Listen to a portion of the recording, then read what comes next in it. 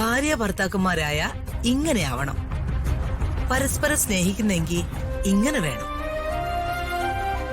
കല്യാണത്തിന്റെ ഉടമ്പടി ഹൃദയം കൊണ്ട് മാത്രമായിരിക്കണം.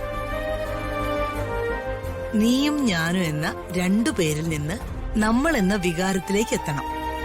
അതാണ് ഭാര്യ ഭർത്തൃ ബന്ധം. നിങ്ങൾ അങ്ങനെ തന്നെ ആയിരിക്കും. അമ്മമ്മേ, ഞാനൊരു കാര്യം ചോദിച്ചാ എന്നോട് ദേഷ്യം തോന്നും. എന്റെ കൊച്ചുമോനോട് എനിക്ക് ദേഷ്യമോ? ചോദിക്കേ. എന്താ മടിച്ചു നിൽക്കുന്നേ? നീ ചോദിക്കേ. എനിക്ക് ഋതിക മേഡത്തിന്റെ അമ്മയെക്കുറിച്ച് അറിഞ്ഞാ കൊള്ളാമായിരുന്നു.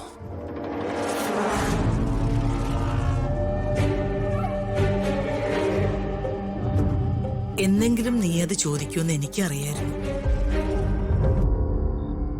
പറയാം. നിങ്ങളും അറിയണല്ലോ. എന്റെ ഭർത്താവിന്റെ ഒരു സുഹൃത്തിന്റെ മകനായിരുന്നു ഇവളുടെ അച്ഛൻ പ്രതാപവർമ്മ.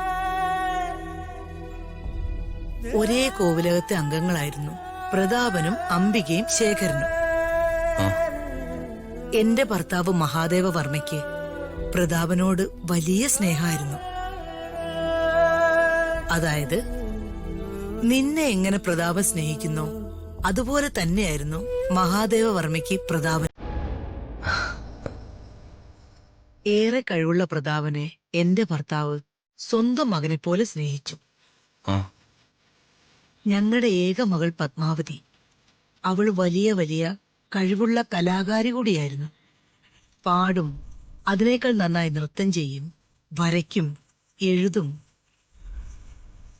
പ്രതാപനും പത്മയും തമ്മില് പ്രണയമായത് ഞാൻ അറിഞ്ഞില്ല.